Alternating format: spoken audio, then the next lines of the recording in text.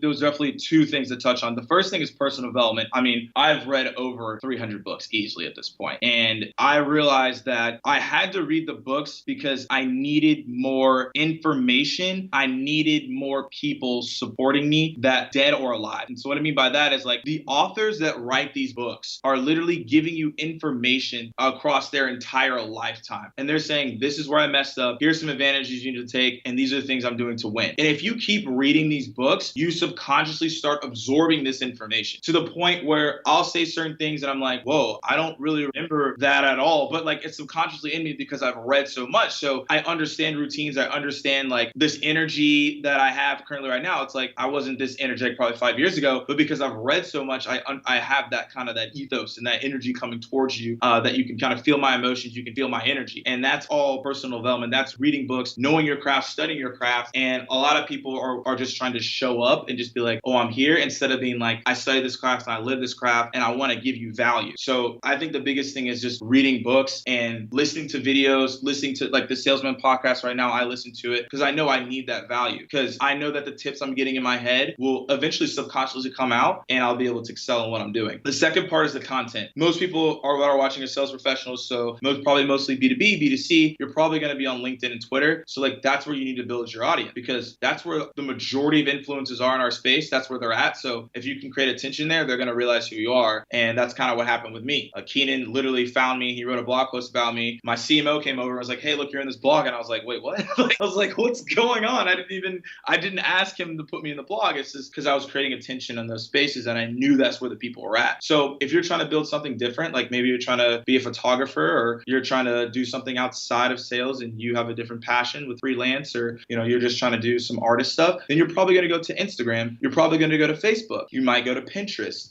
You want to be a live streamer, YouTube. You're going to go to YouTube. You're going to do Periscope. But you have to understand, like, the content I'm putting out, is it going to be relevant?